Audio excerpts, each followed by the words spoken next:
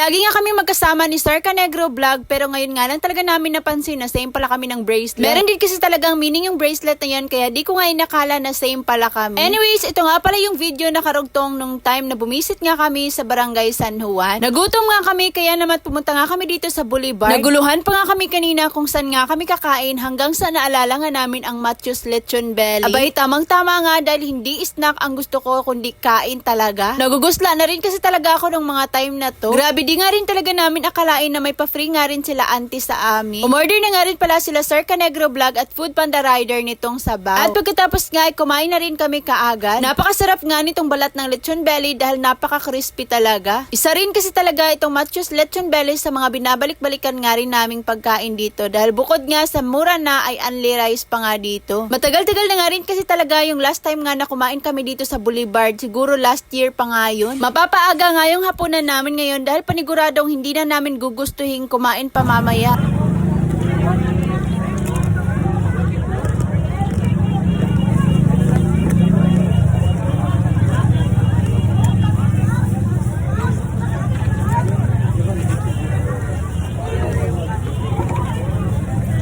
Ayun nga, rinig na rinig nyo naman kung gaano nga ka-crispy ang lechon belly nila dito. Shoutout nga pala dito sa kambal na to dahil nakasabayan nga rin namin silang kumain dito. Sobrang busog na nga ako at eto na nga yung ganap namin pagkatapos namin kumain. Madilim na nga rin talaga nung time na to dahil may mga natira pa nga kaming pagkain kanina, kaya eto si Sir Canegro Vlog ay nag-Sharon Cuneta na naman nga.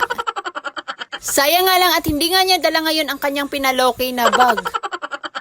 Binalot na nga niya ang dapat balutin at alam nyo ba, napakaswerte talaga namin dito sa Matthews Lechon Belly dahil hindi na nga kami pinagbayad nila ante at nakalibre na naman nga kami for today's video. Sobrang maraming salamat talaga ante and sa lahat ng mga staff ng Matthews Lechon Belly. Bukod sa napakasarap na nga ng kanilang lechon belly dito, ay napakababait rin talaga ng mga may-ari at saka mga staff dito. Amor itong mga kaukay, please like and follow.